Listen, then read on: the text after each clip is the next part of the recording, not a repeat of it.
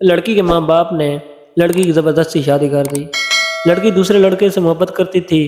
लड़की के माँ बाप ने जिस लड़के के साथ उसकी शादी की, वो लड़की उसे हरगिज़ नहीं चाहती थी। लड़का उस लड़की को ब्याह कर अपने घर ले गया।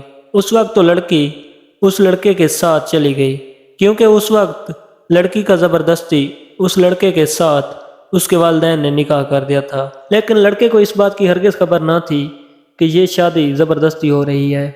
लड़की की इसमें रजामंदी नहीं। लड़की खामोशी के साथ अपने कमरे में बेड पर बैठ गई, लेकिन लड़की के दिल में इस लड़के के लिए नफरत थी और वो हरगिज़ इसके साथ नहीं रहना चाहती थी, क्योंकि उसके दिल में किसी और के लिए मोहब्बत थी। ये शादी की पहली रात थी जिसे सुहाग रात कहते हैं।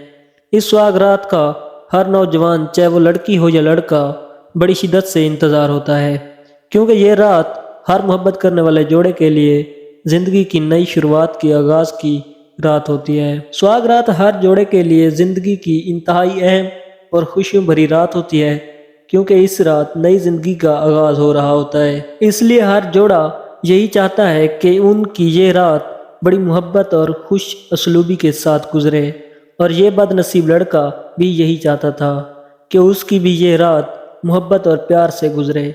लेकिन इसके साथ कुछ हुआ यूं, ये लड़का अपनी खुशियों भरी सुहाग रात मनाने के लिए अपने कमरे में दाखिल होता है और कमरे को लॉक लगाकर अपनी दुल्हन के साथ बेड पर बैठ जाता है। जब लड़का अपनी दुल्हन से मोहब्बत का इजहार करने के लिए उसका घूंघट उठाता है, तो लड़की उसका हाथ पकड़ लेती है और बोलती है कि मैं ये निकाह हरगिज़ नहीं मानती और ना ही तुम्हें अपना शौहर तस्लीम करती हूँ, क्योंकि मेरे माँ बाप ने ज़बरदस्ती बगैर मेरी मर्ज़ी के आपसे मेरी शादी कर दी।